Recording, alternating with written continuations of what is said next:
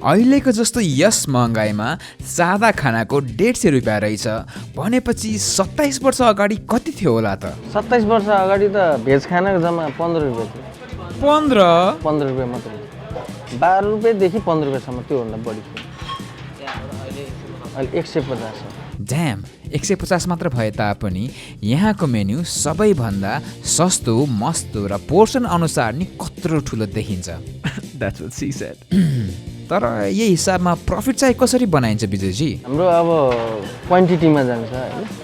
अब अरू व्यवसायले चाहिँ अब थोरै बेच्ने तर प्राइस राम्रो लिने भन्ने तरिका होला हैन। तर हामी चाहिँ अब क्वान्टिटीमा जान्छौँ कि क्वान्टिटीमा अब हामी लगभग दिनको भनौँ न अब 400-500 एउटा खाना बेच्छौँ तर थोरै मार्जिन लिएर राख्छौँ कि 20 रुपियाँ फाइदा खाएर 20 रुपियाँ 30 रुपियाँ फाइदा खाएर 500 मा भनेपछि लगभग धेरै भयो हैन।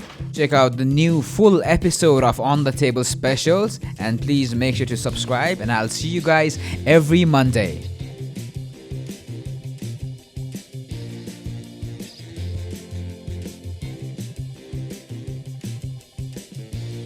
अहिलेसम्म के हेरेको? सब्स्क्राइब गर न हौ केटाकेटी हो।